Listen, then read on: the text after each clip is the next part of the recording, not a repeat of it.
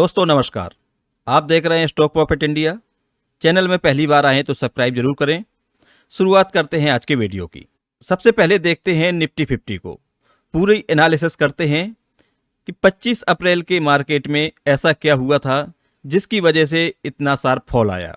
इतना sharp fall आने के बाद मार्केट को ऊपर क्यों ले जाया गया, इन सभी चीज़ों को बारीकी से समझते हैं।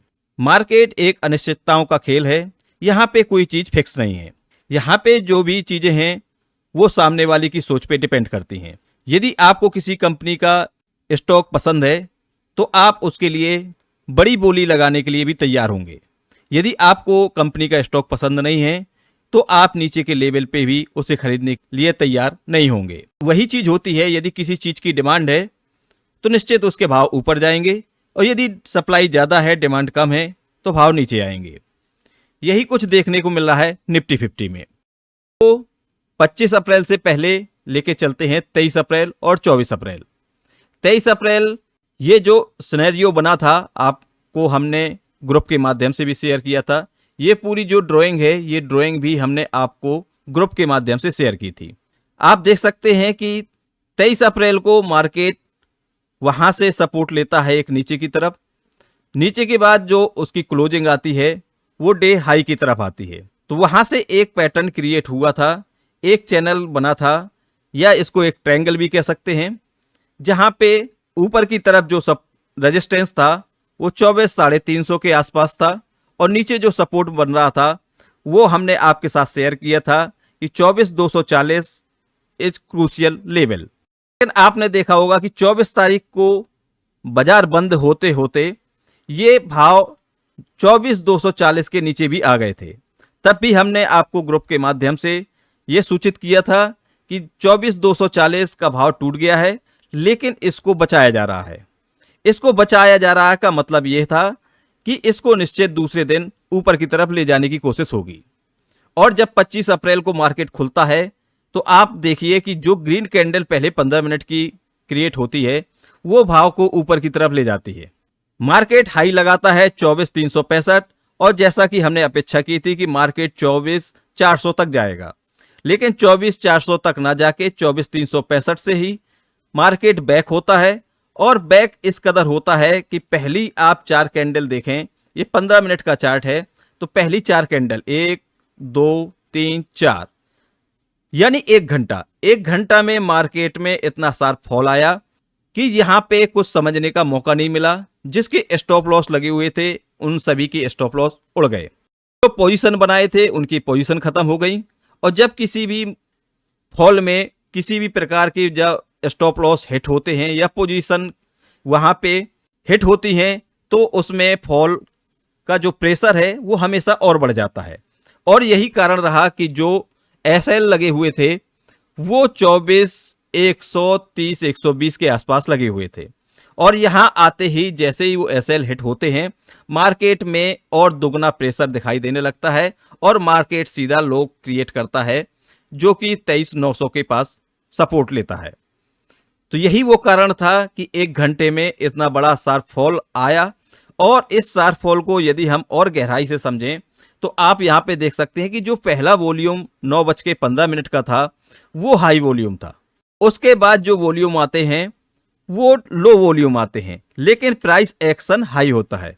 तो यहाँ पर एक समझने वाली चीज ये है कि प्राइस एक्शन इतना हाई क्यों है, उसके साथ वॉल्यूम हाई क्यों नहीं है। जैसा कि आपने न्यूज चैनल के माध्यम से देखा होगा, जिसमें यही बताया जा रहा है कि पाकिस्तान और भारत के बीच जो संबंध है उनके तनाव को लेकर मार्केट में ये फॉल आया। तो यदि मार्केट को इतना ही डर था दोनों देशों के बीच बन रहे तनाव को लेकर, तो यहाँ पे जो बड़े खिलाड़ी हैं जो कि वॉल्यूम क्रिएट करने में सबसे बड़ा रोल प्ले करते हैं, तो उनके बीच यदि डर होता तो वहाँ पे अपने माल को वो बेचने की कोशिश करते। लेकिन यहाँ पे माल बेचा नहीं जा रहा था। जो मेन मकसद था बड़े खिलाड़ियों का वो सिर्फ ये था कि कम वॉल्यूम के साथ ज़्यादा से ज़्यादा प्राइस को नीचे ले जाया सके। तो इससे ये साफ प्रतीत हो रहा था कि यहाँ पे पूरा खेल बड़े खिलाड़ियों का चल रहा है। वो प्राइस को नीचे ले जाना चाहते हैं लेकिन अपने माल को बचाते हुए। और वही कारण है कि यहाँ पे जैसे ही 23,900 के पास आया। 23,800 का एक स्ट्रॉन्ग सपोर्ट भी था। 23,800 उन्हें मालूम था कि 23,800 यदि हम ब्रेक करते हैं तो ये जो फॉल है ये एक और बड़े मूव की तरफ ले जा सकता है। तो इसलिए 23,800 को बचाया गया। 23,800 के पास स्ट्रॉन्ग सपोर्ट के पास आते ही वहां पे खरीदारी की गई और बड़े खिलाड़ियों का जो मेन मकसद था कि हमें सस्ते पे माल उठाना है, वो उसमें पूरी तरह से सक्षम हो जाते हैं।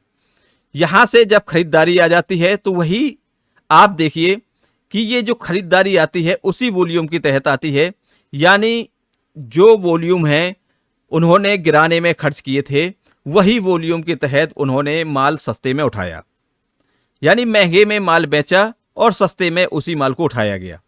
तो यहाँ पे ये साफ प्रतीत होता है कि ये एक सोची समझी बड़े खिलाड़ियों की साजिश है रिटेलर को डराने के लिए। एफआई डीआई दोनों बड़े बायर निकल के आते हैं। यदि यहाँ पे डर होता तो एफआई या डीआई दो में से कोई ना कोई अपने माल को जरूर बेचता, लेकिन यहाँ पे माल बेचा है रिटेलर ने। तो रिटेलर ने माल बेचा है, खरीदा है एफआई और डीआई ने। तो मार्केट की जो सबसे बड़ी सोच समझ होती है वो डीआई और एफआई के पास होती है। यदि तनाव के बीच इतना ही डर होता तो एफआई डीआई अपने माल को बेचकर कैश को हाथ में रखते, लेकिन उन्होंने कैश यहाँ पे डिप्लॉय किया है और यहाँ पे पूरी तरह से रिटेलर के हाथ से माल छीना गया है। तो ये था हमारा निफ्टी 50 के लिए स्पेशल एनालिसिस। यदि आपको हमारे द्वारा किया गया एनालिसिस अच्छा लगता है तो आप कमेंट करके हमें प्रोत्साहित जरूर कर सकते हैं।